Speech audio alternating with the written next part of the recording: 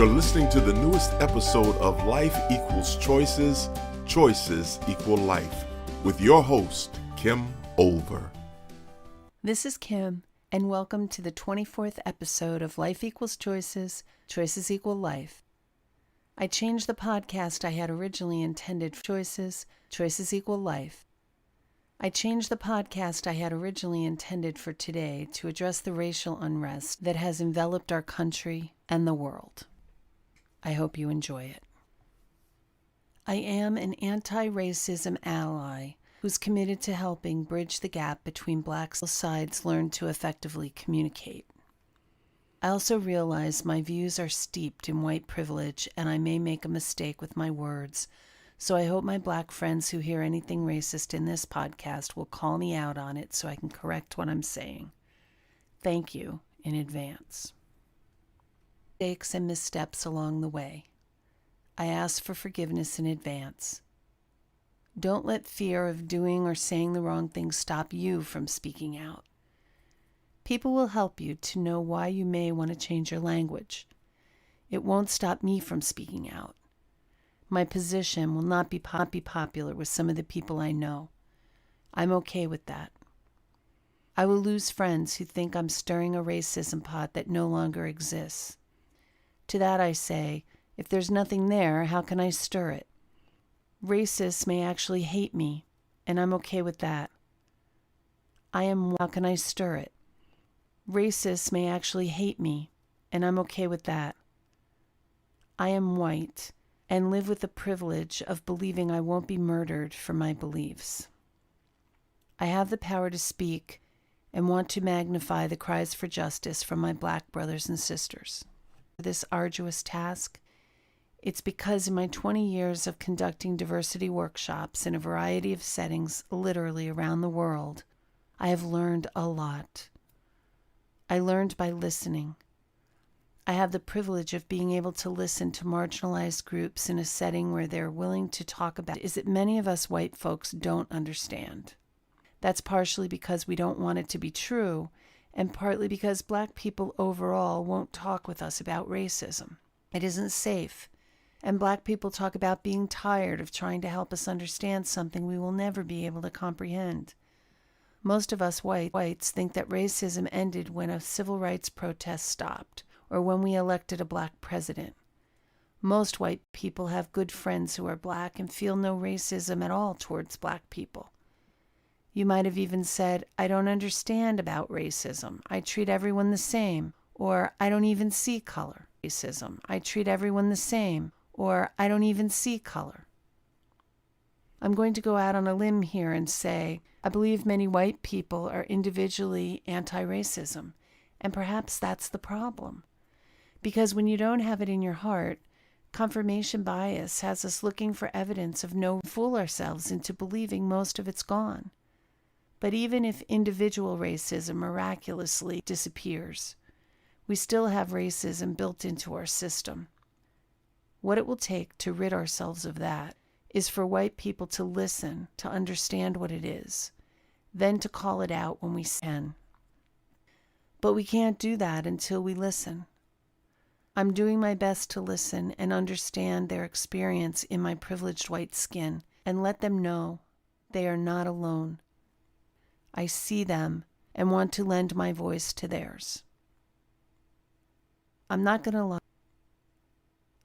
lie. I have run into some white people who just can't or won't see that we have two Americas, one for whites and one for Blacks. White privilege might have us saying, get over it already. There haven't been slaves in this country in 150 years. Instead of happening. Do you think if George Floyd had been white and was murdered by a Black police officer on video with several witnesses, that it would have taken so long to arrest him? Do you believe he would have been charged with just third-degree murder? Do you think his accomplices would still be free 10 days? Do you think his accomplices would still be free 10 days later? 10 days after the murder, Derek Chauvin's charges were upgraded to second-degree murder, and the other officers involved were taken into custody and charged. Finally. I do not condemn the looting. I understand the frustration and anger. White people are divided on the topic of racism. Some refuse to believe it exists anymore, and talking about it only perpetuates the division between us. Of course, there are still blatant racists who believe in white superiority, and even more dangerous are the undercover white supremacists. Yep, they believe whites are superior and know it's not politically correct to say so they're insidious, creeping into the fabric of society. There are some of us who insist they're colorblind and treat everyone the same. But skin has a history. It means something. Recognize it means paying honor and tribute to their experiences. There are those who are waking up to injustice, those who believe racism was mostly random events perpetuated by bad people. They have black friends, work side by side with people of color, and raise their kids to be fair and just. And there are strong allies who are joining the call of their black brothers and sisters to put an end to racism, and I applaud them. We may be coming late to the table, but we're here now. And this is the one thing I thank our president for. We may be coming late to the table, but we're here now. And this is the one thing I thank our president for. With his divisiveness, he has created the climate that has brought many racists out from darkness so we can see who they are. White people can now see injustice where they couldn't before, and for that topic, many people would still be hiding themselves under the cloak of colorblindness. Are there problems in the black community? Of course there are, just like there are problems in white communities. The problems are just different. But many of the things you could point to in the black community are symptoms of an unjust system. A lot is due to socioeconomic conditions. I don't offer this as excuses for criminal behavior, but perhaps some compassion and understanding of why some of these problems exist is in order. Limited resources, inferior schooling, fewer job opportunities, living with fear and schooling, fewer job opportunities, living with fear and mistrust, having disproportionality in all aspects of the criminal justice system, and few avenues for recourse all take their toll. These things are basic human rights for those of us with white skin. Sure, people can be white skin. Sure, people can be white and live in economically impoverished situations, but they don't have to cope with systematic racism as well. So please don't point to symptoms of racism as reasons black people only get what they deserve. As a choice theory advocate, the problem rather than the inside. Choice theory is a psychology that teaches people don't change because they are forced to change from the outside. Sure, make consequences bad enough and most people comply with external threats if they're painful enough, but it does nothing to change the motivation and attitudes inside. Do things their way. As soon as they're out of sight and earshot of the threatener, they'll revert to their previously desired behavior because their beliefs and attitudes haven't changed. External control doesn't work in the long run. Yes, you can gain compliance in the moment, but it further disenfranchises the oppressed. This is why legislation can be passed against racism and hate crimes, and we still have closet racists, and lately many of those have come out of their closets in all their glory. What will we do with them? Recently, I know what we've done with them. In the case of Ahmaud Arbery, we've allowed his murderers to run free for 2 months until video footage emerged that made it impossible not to charge them and hold up to public scrutiny. In the case of George Floyd, we arrested a man who can clearly be seen murdering a man and only charged him with public pressure, upgraded that to murder too. And we allowed his accomplices to go free without charges for 10 days. Even the laws we have on the books are applied differently to white and black offenders.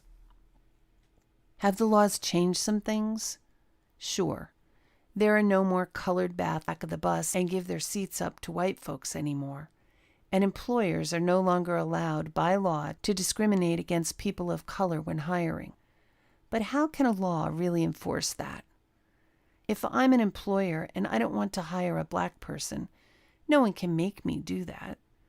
I'll be able to no one can make me do that. I'll be able to fabricate any number of reasons as to why the white person was the better candidate. And if only black people apply for the job, then I can decide to wait to fill the position until enough time has elapsed and I can post the job again. External reasons are not strong enough to looking. In this challenging time of racial unrest, the only thing I know that can lead to internal change is effective communication. We white folks must stop defending ourselves and listen to try to understand a perspective we have never lived. We must be willing to put ourselves as best we can in another person's reality and imagine how different that life is. There are things we can do to increase the likelihood this will be our experience. If we have a personal relationship with a person of color, it's fine to ask them questions and to the answers. Don't try to justify or defend. Just listen, working to understand their position and know that they can only speak to their life experiences. Don't ask them to speak for all people of color. They can't do that any more than you or I could tell them what life is like for a white person. We can only speak to what life is like for us. And if they're exhausted from explaining, please allow them a pass. I have been advocating for understanding for about 14 days now, and I'm experiencing a fraction of the exhaustion people of color experience trying to explain their position to people who are colorblind. They're one of the good guys. I can only imagine their exhaustion of living that for a lifetime. I'm exhausted after just 2 short weeks. If you don't know a person of color well enough to have this conversation, know that it's not an acquaintance's or stranger's job to enlighten you to the plight of black and brown people in this country. There are many movies, books, websites, and events that can help you understand. When you're open to receiving the information, a simple Google search will help you find the New York Times and anti-racist reading list, and a curated free list on Amazon Prime under the Black History, Hardship, and Hope section. I already know I'm an expert in my life and my experiences. I have this down. At 59, I'm fairly clear how my life works. What I'm not an expert in is what life is like for my black friends and others who look like them. Yes, we walk side by side, work in the same places, eat at the same restaurants, and belong to some of the same organizations, and yet our experiences are vastly different. I cannot judge their experiences because I'm ignorant to them. First, I have an ear toward understanding, not just listening so I can enlighten them with my experiences and my understanding about why their experiences aren't valid. When you listen for understanding, you let go temporarily of what you believe to be true and allow for the possibility that the speaker may just have a valid alternative perspective based on their experiences. When you realize that listening to someone else's point of view takes nothing away from yours, you can hear it with more compassion and less defensiveness. Recognizing the institutional racism in our country, as well as, in fact, it can help you become anti-racism. We must be able to see the problem before we can do anything about it. And please don't blame the victim by pointing to rioters and looters, thinking that they're the problem. That detracts from the real issues. I don't think anyone focused on the real issues is advocating looting and rioting. Those behaviors are symptomatic of some people who are antagonizing protesters, opportunistic individuals who are looking for a way to steal, and a group of disenfranchised individuals who are just so frustrated. I don't like the rioting and looting any more than you do, but I can understand it. I can at least imagine the frustration of being treated as less than, of having to be worried your children could be killed for simply being black or brown. I can never really understand. I haven't shoes. Looking through their eyes, in their skin, I can imagine the frustration. But I can only imagine because I was raised in a just world. I was taught the police are my friends. If I thought I was treated unfairly, I had an avenue to raise my concerns and find justice. I lived an avenue to raise my concerns and find justice. I lived a life of privilege. I didn't ask for it. I don't want it. And yet, by virtue of a racist system, I now realize I have it. I can hide my head in shame for not recognizing this earlier and stay silent. I can try to pretend everything is just fine in our country. Or I can get busy using my privilege to speak out about discrimination and oppression whenever I see it, until at some point that privilege no longer exists. That is a world I want to live in, and a world. For many Black and brown people, the 60s may have created laws for civil rights, but what it also did was move racists undercover. It was no longer politically correct to spout racist rhetoric and engage in discrimination, so they went into stealth mode, making it much harder to know who people of color could trust. If we're going to have effective communication geared towards solving the racial problems we have in this country and others, it's going to require 9 things. There may be more, but this is all I can think about at this point. Number 1, there needs to be a clear sense that racism is wrong and won't be tolerated. There must be consequence. Racism is wrong and won't be tolerated. There must be consequences for those who operationalize racism in their behavior, with the penalties being commensurate with the offenses. Number 2, it will require all the white people in society who are anti-racism to listen and to educate themselves about the challenges woven into the fabric of our nation, to be able to pull them out one thread at a time while weaving into their place something bigger. Number 3, Black people will need to lead the charge for change because it is their experience, while allowing their white allies to magnify their voices. Every shape, size, age, gender, and skin tone will need to deliberately come together for conversations, facilitated by a skilled individual in conflict resolution and differences. People from disenfranchised, oppressed groups need to be both heard and understood by those in power. Not need to give up their power, but they need to extend the opportunities for power to everyone and can no longer set up blockades to the access of fairness and justice for all. In fact, they need to disassemble those blockades. Number 6, these conversations need to operate with some guidelines. One person talks at a time and has the floor until they feel understood. Number 7, an environment of safety needs to be set so people can be raw, transparent, and honest. Number 8, white people don't get to defend or excuse themselves. They only listen and can apologize or say what they'll do to improve the situation.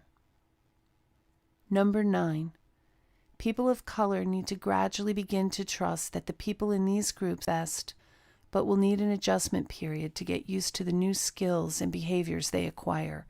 It takes time to change a habit. Effective communication involves 3 main things: speaking, listening, and observing. Most of us are better at 1 or 2, but effective. When we engage in communication, we're already expert about 1/2 of the equation, our part. We know what we mean and what we're attempting to communicate. I say attempting because with all the miscommunication that's possible, it's the exception rather than the rule that two people have a straight-ahead conversation with both people understanding precisely what the other person means. Let's start by talking about the speaker role. Before you speak, get clear on your purpose. Are you speaking to change another? Get clear on your purpose. Are you speaking to change another person's beliefs, or are you speaking to share your opinions and reality while also understanding the opinions of the person you're speaking with?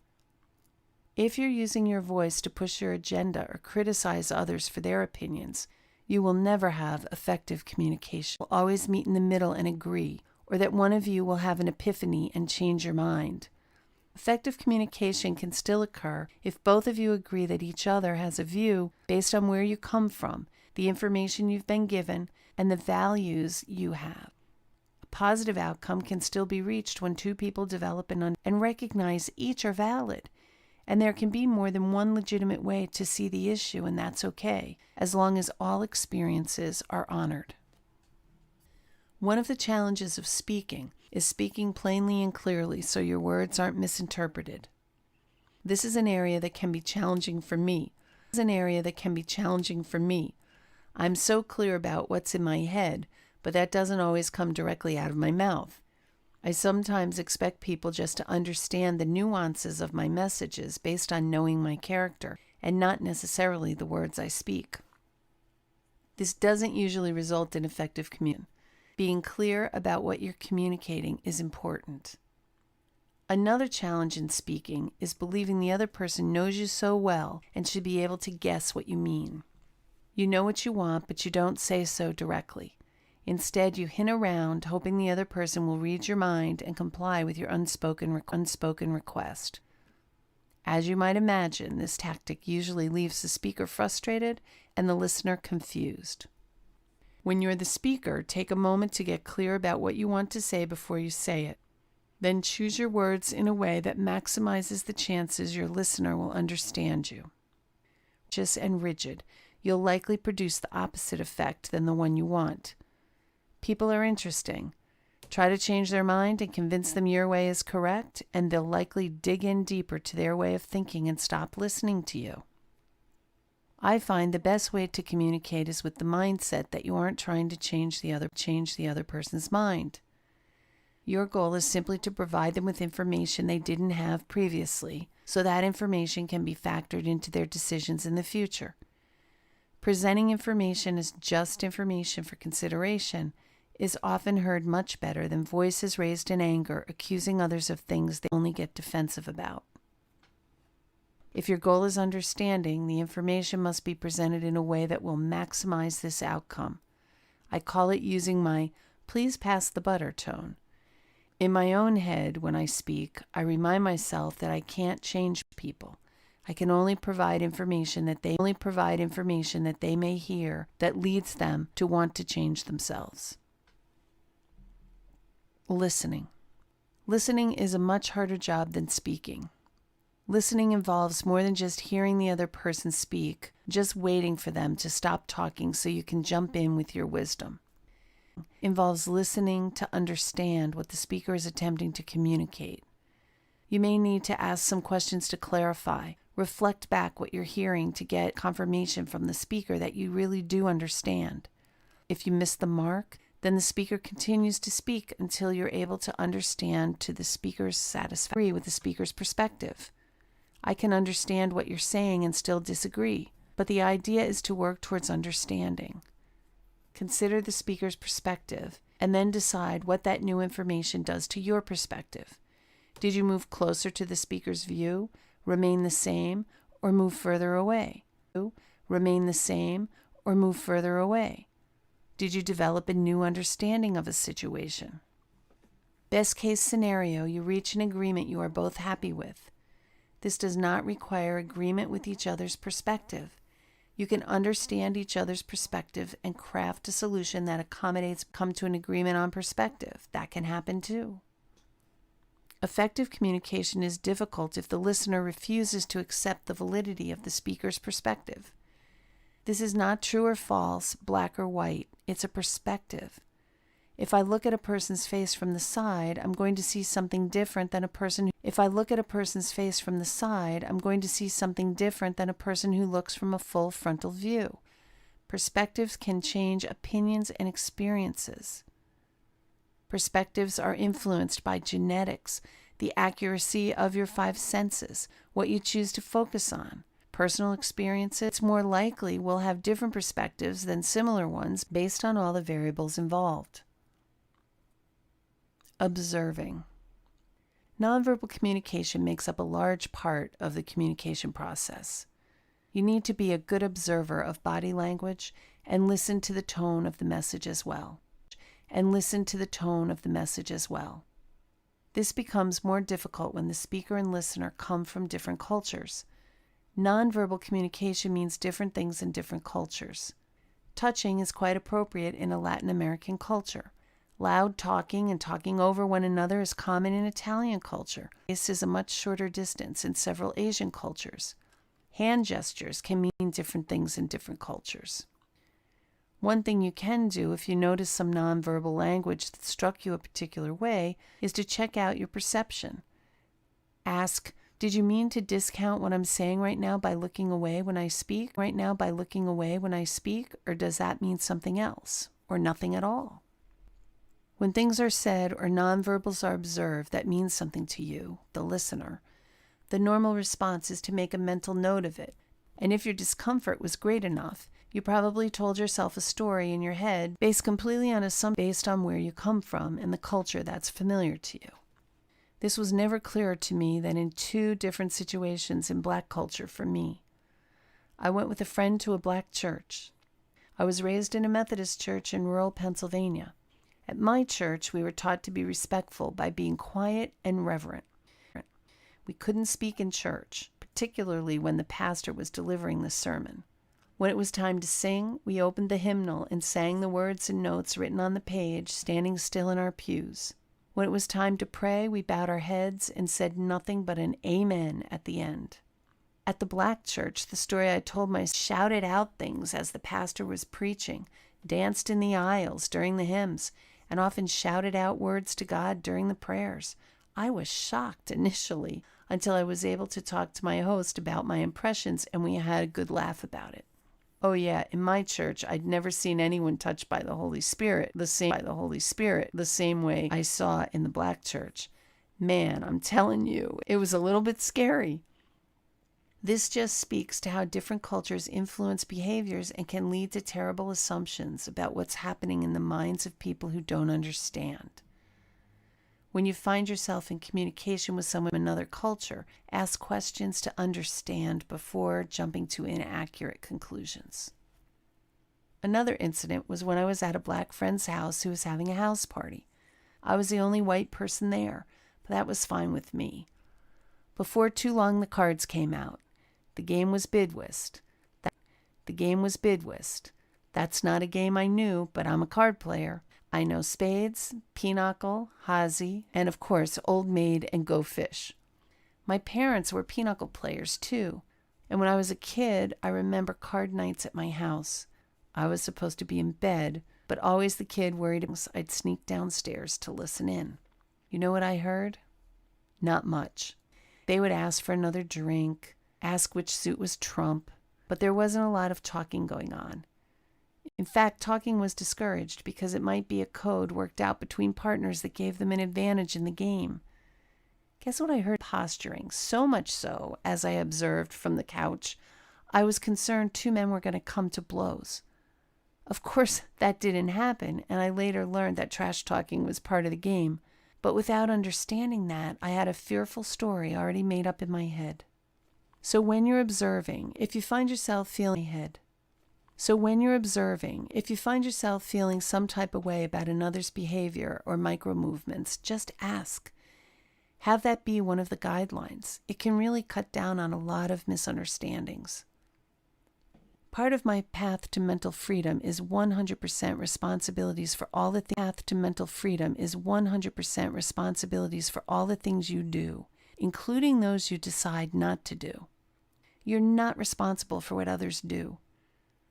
I'm personally working to take 100% responsibility for my actions.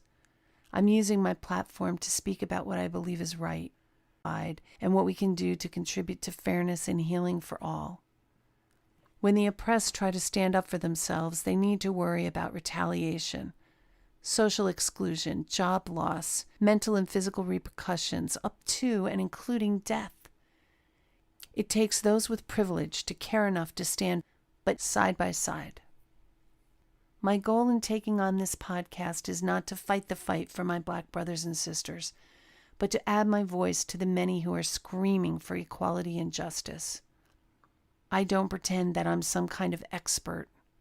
I respectfully stand with you. My hope is that I can help some of the white people who listen in with the concept of white privilege while letting my Black followers know I am listening. If I got anything wrong in this podcast, I'll print a correction. Please help me do better, get better, and be a better ally for you. Your lives matter, and be a better ally for you. Your lives matter. I want justice for Ahmaud Arbery, Breonna Taylor, and George Floyd, and for all those who came before. I hope and pray there won't be more to follow, but I'm not naive enough to believe this will be the end for all those who come after. We must listen, stop the discrimination and oppression, and then we can work towards healing for one race, the human race. Thanks for listening, and I hope you'll join me next week when I do an interview with one of my friends, Maureen Sampson from Australia. Should be dependent on yours. Talk with you then. This has been another thought-provoking episode of Life Equals Choices, Choices Equal Life. To listen to past episodes, please visit our website at www.thecenter.biz/podcast and remember to subscribe.